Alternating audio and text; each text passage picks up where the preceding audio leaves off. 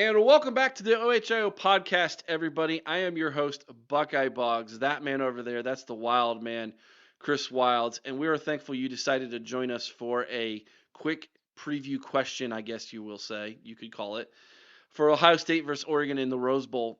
During our call-in show, Chris, last Thursday, um, the Googs typed in a great question Yes.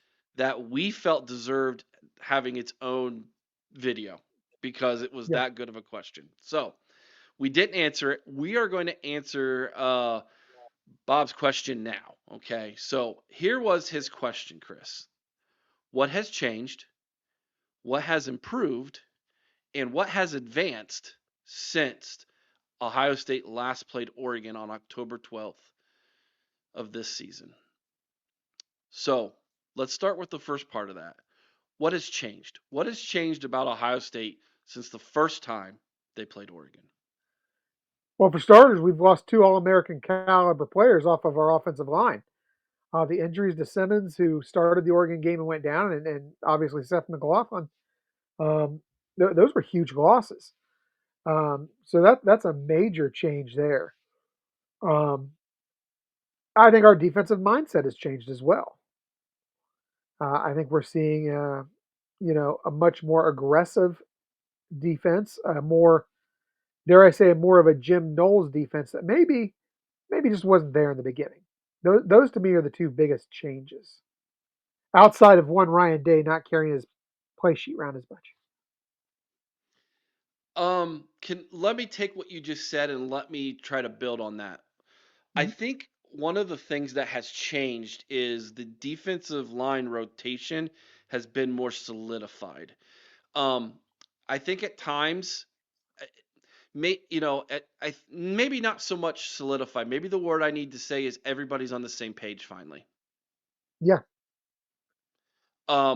You are seeing Kenyatta Jackson get in more.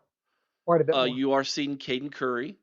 Mhm. I think you're seeing McDonald and Edric Houston Mhm. get in a little bit more at times to give Ty Hamilton and others and Ty Hamilton Tyreek and and Tyreek. Tyleek give them a breather. Um, I also think you're seeing where Knowles is being a little bit more creative with the looks on the defensive line. So, for instance, Twisting and stunning. yeah, twisting, stunting, and when they come with the blitz, I've noticed they're still rushing four, but they're dropping one. So even though Yeah, it's a blitz, it's still only four rushing, and they're using JT as a spy at times when you're going up against more athletic quarterbacks, which Tennessee did not handle that well. no. Tennessee that really confused Nico a lot, seeing that type of look. Um, I think defensively, the linebackers have been more disciplined on where they need to be within the defense. They're not as late to where they should be on plays.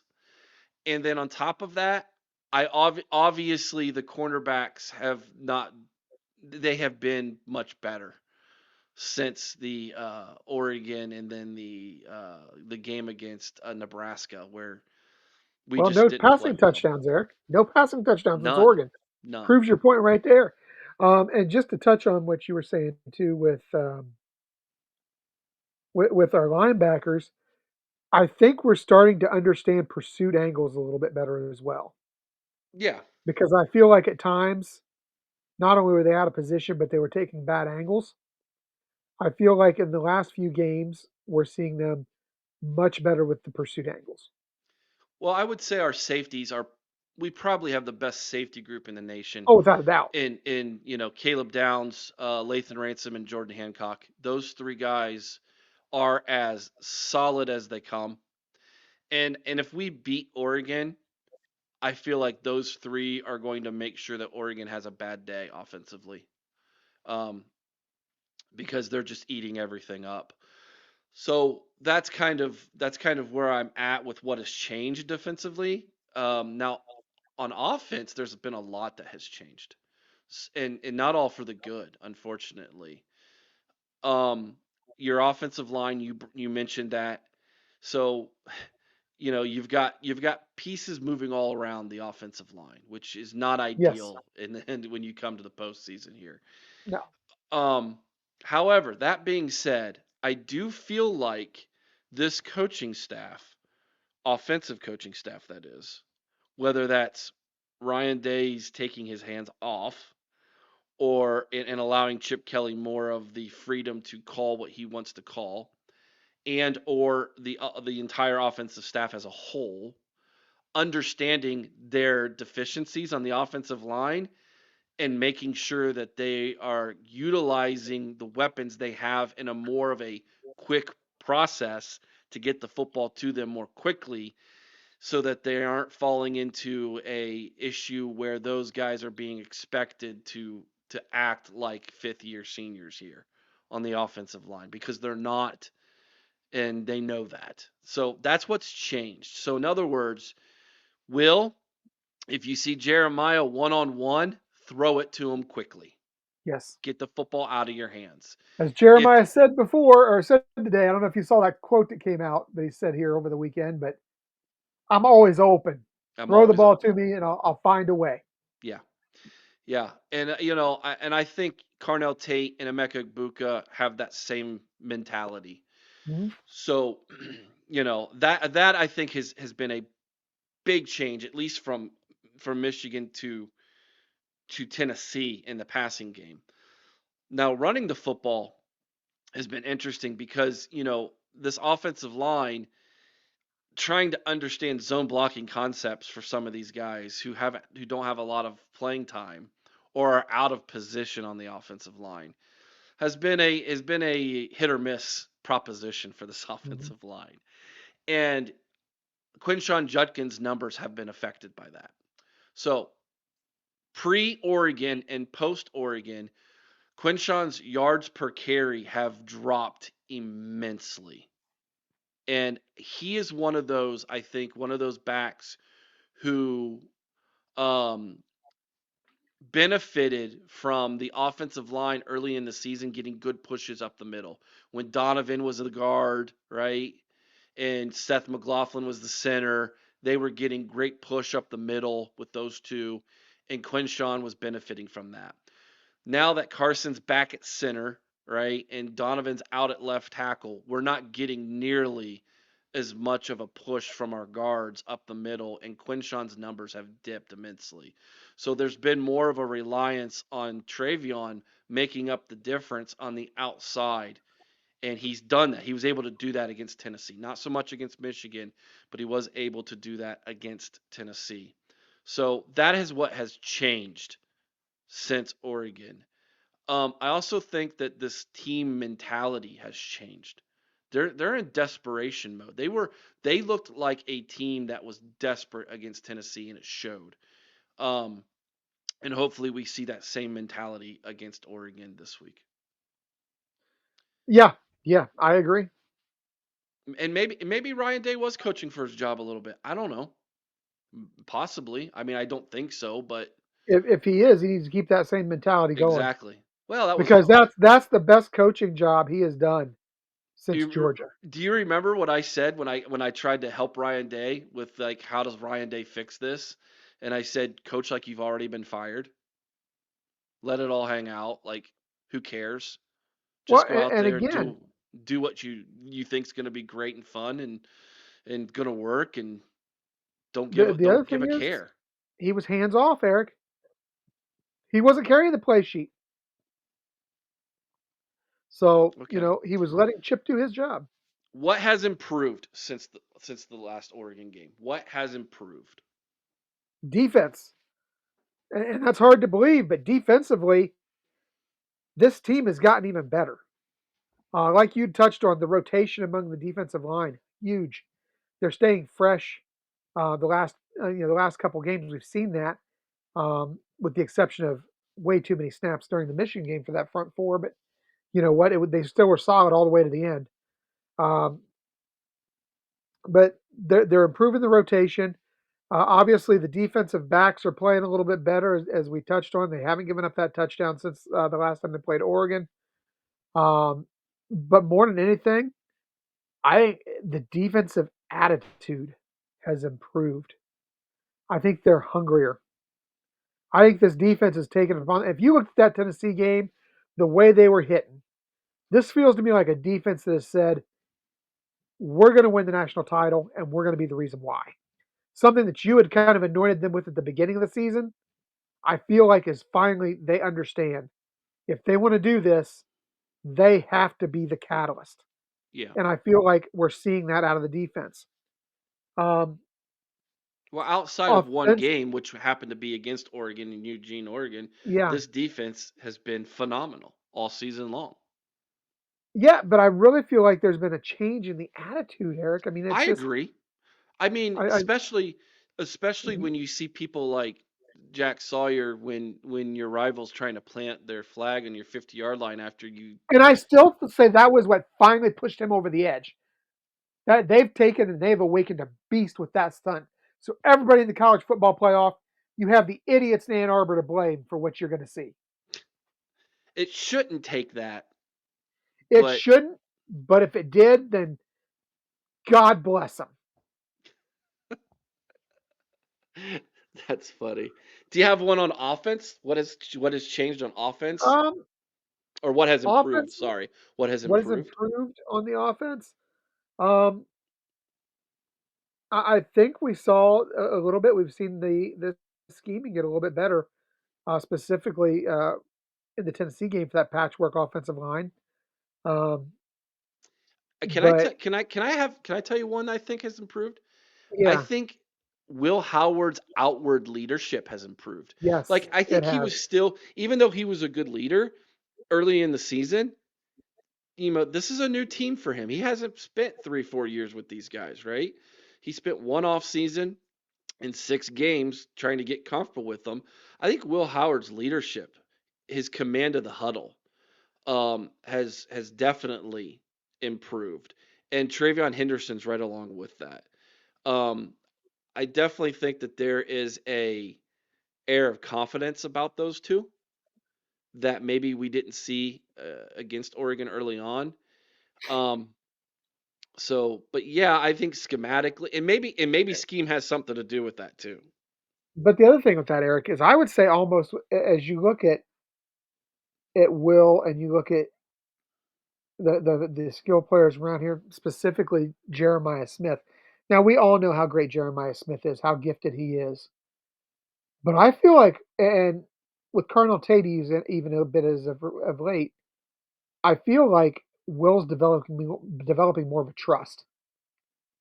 That trust that if I just put it out there, they're going to make something happen. Hmm. Um, but to go back to what you said about his leadership, can I just tell you? I don't know if you saw. I shared it to our website today, where he had partnered with Element TV to get all the guys 53-inch TVs. Hmm. That's a leader, and that's a leader at an NFL level. Yeah. So Thank you I to think there is a NIL, right? lot too. Yeah, thank you to NIL. The one thing they did right, but I think that just kind of again goes to what you're saying about his growth and leadership. And man, I just feel like I don't know that all that trust was there in the beginning, that first time versus Oregon, but I feel like it's there now. Hmm. So Um, yeah, I could see that. What has advanced? What has advanced? That's to me the most difficult of the series of three it here that is. Bob asked us. I think I'll try to tackle this one first. I think defensively, the linebackers have Yeah, advanced. Um, one might argue that they've improved, but I don't know how much improvement um you could see from someone who's a fifth year senior. You know what I mean? It's not so much he's going to improve physically as much as he's just advancing mentally yeah. within the defense, understanding the defense. Um, so that's kind of what I would think is if you're going to look at changed, improved, and advanced, I would say the linebackers have advanced a lot Yeah, within the defense, at least I can schematically. see that. They're blitzing more. They're understanding when to Yes. blitz. They're understanding when they don't blitz, where to go. Um, within where you're going to be needed, where the football is going, and getting there on time. Um, that's where I'm at with that. What about you? I would agree with that defensively, but I'm going to flip to the other side of the ball Okay. and go to the offense. And I think one thing that is has advanced somewhat is the trust in Will Howard by Ryan Day. I mean, we talked about it before on shows. We never saw Kyle McCord call an audible at the line. No, I don't know that he was But in that allowed. Tennessee game, the biggest game of the year, we saw Will Howard go to the line and change a play Hmm. after seeing something on the defense. That's huge to me. The fact that he has that trust, that faith in Will Howard in a game that really, let's face it, Eric, we can say whatever we want, and the AD can come out and say whatever he wants. They lose that game at home and finish the season with two bad beats at home. There's going to be a lot of clamor in Columbus. So I think that trust that he's built in Will Howard, and just I think that has definitely advanced. I also think in many ways, Will Howard, yes, he's still making a mistake. It seems like a mistake a game, a silly pass. Um, but I feel like his play, even though he's a fifth year senior, is advancing. I feel like Will Howard is understanding the game more. I feel like he's taking more what is being given. He's knowing when it's time to pull the ball down and run. Instead of the game, can we say Instead, the offense? the offense, yes. Yes, he's understanding the offense more, understands its limitations and where he has to step up, and also understanding where he can use it to his advantage and exploit mismatches. Hmm. So I feel like Will Howard, his leadership has not only progressed, his game is advanced. His Excellent, understanding. excellent question, Bob. Um, really got us thinking. Okay, really challenged us to think about what what has changed, what has improved, and what has advanced since October 12th, when Ohio State lost 32-31 in Eugene, Oregon. No doubt, there's been changes, improvements, and advances on the other side of this equation as well, Mhm. with the Ducks. The only question is it's twofold. How much of an advantage was it for Oregon to play that game at home? How bad did that defense play, and how good can they play this time? And if there is an improvement, an advancement, and changes since then, are they going to be enough to give Ohio State the victory this time? I say yes. Chris By says it's 10. Chris says it's by 11 because you think we're going to win by 10, which means if you given the 1 point loss from last time, it's an 11-point swing Mhm. for you, which I absolutely think could be true because, again, we have never before that day nor since that day seen Denzel Burke play that bad of a football game. And that really was the difference in that game. Now and that was a significant difference in that football game. Yes. So we shall see. It'll be very, very interesting what's going to happen Wednesday, 5 o'clock Eastern from Pasadena, California. Make sure that you tune in here to the OHIO podcast where we will be doing another live watch of the Rose Bowl. It's going to be a blast. We'd love to have you join us. Please like, share, subscribe. Do all those for this channel. It really does help as we continue to grow our community in the Pod Squad here at the OHIO podcast. Let us know what you think down in the comments section below, guys. Till next time, be kind to one another. I owe someone's OH. Sing Carmen Ohio with all your heart. Chris, you know the drill. OH. I O.